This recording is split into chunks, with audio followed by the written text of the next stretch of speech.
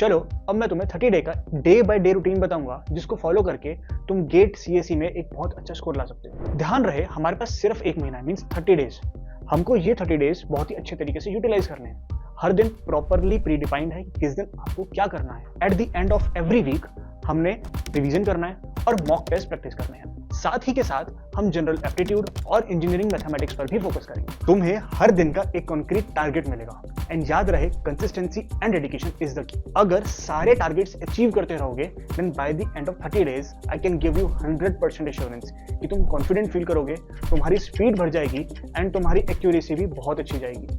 इसी वजह से you will be able to crack this GATE exam. Hello guys, my name is Jagjot Singh. I'm a software developer with an experience of 3 years. Currently, I'm working in Harman, the Samsung company, as a senior software developer.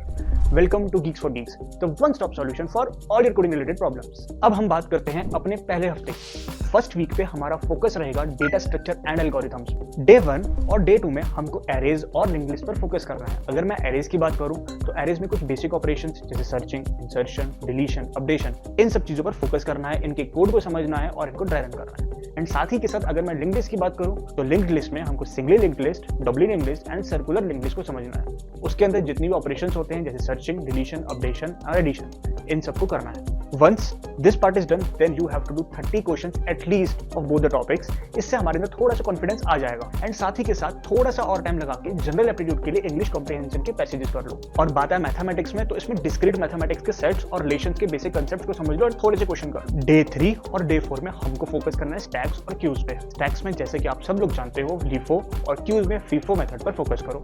LIFO means last in first out and FIFO means first in first out. साथ ही के साथ infix और post fix convergence पर ध्यान दो और balance parenthesis जैसे questions को सॉल्व कर लो। एंड हाँ, कॉम्प्लेक्सिटी नोट डाउन करना मत भूलना, नहीं तो दिक्कत हो जाएगी। जनरल एप्टीट्यूड सेक्शन में रीजनिंग बेस्ड पजल्स को सॉल्व कर लो और मैथमेटिक्स में प्रोबेबिलिटी के क्वेश्चन सॉल्व कर लो, इससे दिमाग में एक्टिव रहता है। डे 5 और डे 6 में हमको सॉर्टिंग और सर्चिंग एल्गोरिथम्स पर फोकस करना है। Bubble sort, insertion sort, selection sort, quick sort, merge sort, इन सब की कॉम्प्लेक्सिटी को कंपेयर करो। बाइनरी सर्च के आइटरेटिव और रिकर्सिव दोनों मेथड्स को इंप्लीमेंट करो। एक बार ये चीज हो जाए देन 20 to 25 क्वेश्चंस करके अपनी स्पीड और एक्यूरेसी को मेंटेन कर लो। साथ में एप्टीट्यूड के लिए टॉपिक जैसे रेशियोज और परसेंटेज वाले क्वेश्चन सॉल्व कर लो। एक बार ये सब कुछ हो जाए तो थोड़ा सा और टाइम निकाल के प्रोबेबिलिटी और लीनियर अलजेब्रा के फॉर्मूलेस को रिवीजन कर लो। डे 7 में अपनी समरी बनाओ एंड साथ के साथ छोटे से नोट्स भी बनाओ कि किस एल्गोरिथम की क्या कॉम्प्लेक्सिटी थी एंड उसको आपने कैसे कैलकुलेट किया था। एक बार ये सब कुछ हो जाए तब एक छोटा सा मॉक टेस्ट दे दो जो डेटा स्ट्रक्चर एंड एल्गोरिथम्स के ऊपर ही बेस्ड होगा। इसके बाद अपनी वीकनेस आइडेंटिफाई करो, पिछले एक हफ्ते में जो चीजें करी है, किस किस चीज में दिक्कत आई है। देन एक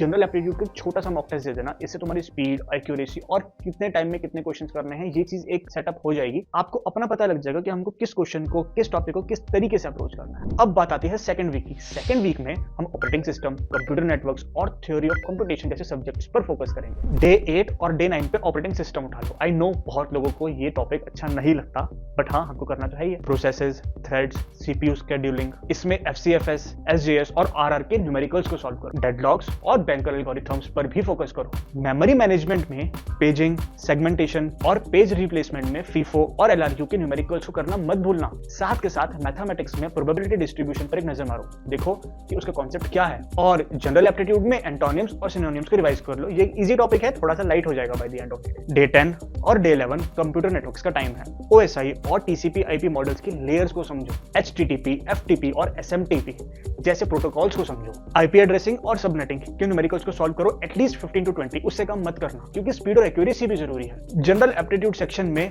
मेरा फेवरेट डेटा इंटरप्रिटेशन सेट्स को थोड़ा सा अटेम्प्ट करो, मजा भी आता है एंड उसमें आपको बहुत सारी चीजें सीखने को भी मिलती है। मैथमेटिक्स में कॉम्बिनेटोरिक्स के बेसिक काउंटिंग प्रॉब्लम्स को सॉल्व करो, इससे तुम्हारा एक बेसिक सेटअप तैयार हो जाएगा एंड तुम्हारा दिमाग तेज चलने लगेगा। डे 12 और डे 13 में हम थ्योरी ऑफ कंप्यूटेशन के बेसिक कंसेप्ट को समझेंगे। DFA, NFA, regular expressions, CFGs, इन सब टॉपिक्स को डायग्रामेटिकली समझो। Regular expression to DFA conversion और पंपिंग लेमा के बेसिक्स क्लियर करो। एक बार ये सब कुछ हो जाए तो टॉक के कुछ प्रीवियस ईयर्स क्वेश्चंस को सॉल्व करो। टॉक माने थ्योरी ऑफ कंप्यूटेशन। अब बात आए जनरल एप्टीट्यूड की तो इसमें कुछ रीजनिंग बेस्ड क्वेश्चंस को सॉल्व करो and eight the and discrete mathematics के अंदर ग्राफ के क्वेश्चंस को पकड़ लो, उसको थोड़ा सा ब्रश अप कर लो। बात है डे 14 की तो एक फुल मॉक टेस्ट दे दो जिसके अंदर operating system, computer network, theory of computation इन सब के क्वेश्चंस हो। टेस्ट के बाद एक ऑनेस्ट एनालिसिस करो, देखो किस पार्ट में वीक थे उन सब चीजों को नोट डाउन करो।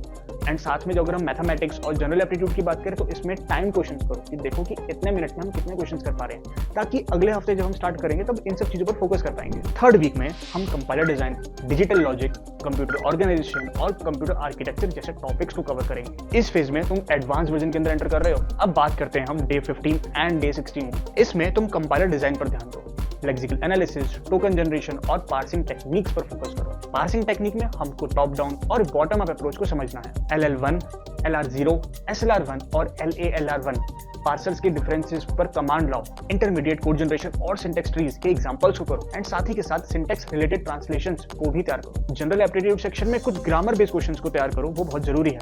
मैथमेटिक्स में लीनियर अलजेब्रा के मैट्रिक्स इन्वर्जन या फिर डिटरमिनेंट के छोटे न्यूमेरिकल्स को सॉल्व कर लो। डे 17 और डे 18 में हम डिजिटल लॉजिक और कंप्यूटर ऑर्गेनाइजेशन को कंप्लीट करेंगे। Boolean algebra, the Morgan's theorem, logic gates और के मैप्स, इनके थ्रू बुलियन एक्सप्रेशंस को सिंप्लीफाई करो। साथ ही के साथ नंबर सिस्टम कन्वर्जन्स को भी स्पीड से करना सीखो। फ्लिप फ्लॉप्स और मल्टीप्लेक्सर्स के बेसिक्स को भी याद करो। बात है कंप्यूटर ऑर्गेनाइजेशन की, तब इसमें इंस्ट्रक्शन फॉर्मेट्स, एड्रेसिंग नोड्स और सीपीयू स्ट्रक्चर को भी समझो। अब बात है जनरल एप्टीट्यूड की, तब इसमें रीजनिंग के बेसिक ट्रिकी क्वेश्चंस को सॉल्व करो। अब बात है मैथमेटिक्स की, तब इसमें प्रोबेबिलिटी के थोड़े से एडवांस लेवल के क्वेश्चंस को सॉल्व करो, जैसे पोजीशन हो गया और बाइनोमियल डिस्ट्रीब्यूशन हो गया। डे 19 और डे 20 में हम कंप्यूटर आर्किटेक्चर टॉपिक को कवर अप करेंगे। मेमोरी हायरार्की, जिसके अंदर आता है कैश और main memory, cash mapping technique, जिसके अंदर डायरेक्ट, एसोसिएटिव और सेट एसोसिएटिव को समझो। पाइपलाइनिंग के स्पीड अप और एफिशिएंसी न्यूमेरिकल्स को सॉल्व करो। साथ ही के साथ हार्डवेयर और असेंबली लैंग्वेज इंस्ट्रक्शंस का लॉजिक समझो। बात है जनरल एप्टीट्यूड सेक्शन की, तब इसमें टाइम और वर्क जैसे क्वेश्चंस के लॉजिक को समझो और कुछ क्वेश्चंस की प्रैक्टिस करो, क्योंकि इसमें हम कंफ्यूज हो जाते हैं। मैथमेटिक्स में कैलकुलस की बात करते हैं तो उसमें लिमिट्स और डिफरेंशिएशन जैसे क्वेश्चंस को सॉल्व करो। दे आर बिट कॉम्प्लिकेटेड, पर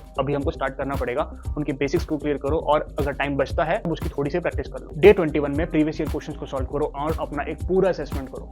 जहां पर वीक पॉइंट्स हैं, जहां पर गलतियां कर रहे हैं, उन सब चीजों को नोट डाउन करो। फोर्थ वीक हम पूरा रिवीजन, टेस्टिंग और पॉलिशिंग के लिए रखेंगे। इस हफ्ते इंजीनियरिंग मैथमेटिक्स, लॉजिकल रीजनिंग और एप्टीट्यूड पर ध्यान दो, पर साथ के साथ कोर सीएस सब्जेक्ट्स का भी रिवीजन जरूरी है। डे 22 एंड 23 इन दोनों दिन हम इंजीनियरिंग मैथमेटिक्स पर ध्यान देंगे। लीनियर अलजेब्रा, प्रोबेबिलिटी और कैलकुलस के न्यूमेरिकल्स पर फोकस करो। इंपॉर्टेंट फॉर्मूलेज को एक शॉर्ट रेफरेंस शीट पर नोट डाउन करके रखो, ताकि आप उन सब चीजों को इजीली एक्सेस कर पाओ। बात है जनरल एप्टीट्यूड की, तब इसमें हम थोड़ा सा एडवांस रीजनिंग और वोकैबुलरी जैसे क्वेश्चंस को अटेम्प्ट करेंगे। डे 24 को एप्टीट्यूड और लॉजिकल रीजनिंग की प्रैक्टिस करो। डेटा इंटरप्रिटेशन और क्वांटिटेटिव एप्टीट्यूड के ट्रिकी क्वेश्चंस की प्रैक्टिस करो, जैसे टाइम वर्क वाले हो गए या फिर कुछ परसेंटेज के क्वेश्चंस होते हैं जो कंफ्यूज कर देते हैं। अब बात आती है कुछ इंटरेस्टिंग क्वेश्चंस की, जैसे ब्लड रिलेशंस हो गए और पजल्स हो गए। इन सब क्वेश्चंस को सॉल्व करके हमारा माइंड थोड़ा बूस्ट अप हो जाता है। And the good thing is ये सेक्शन बहुत ज्यादा हाई स्कोरिंग होता है, तो कम मेहनत से हम ज्यादा स्कोर कर सकते हैं, बट गलतियां नहीं करनी। डे 25 और डे 26 में पूरा सिलेबस का quick recap, at least 2 to 3 mock test दो।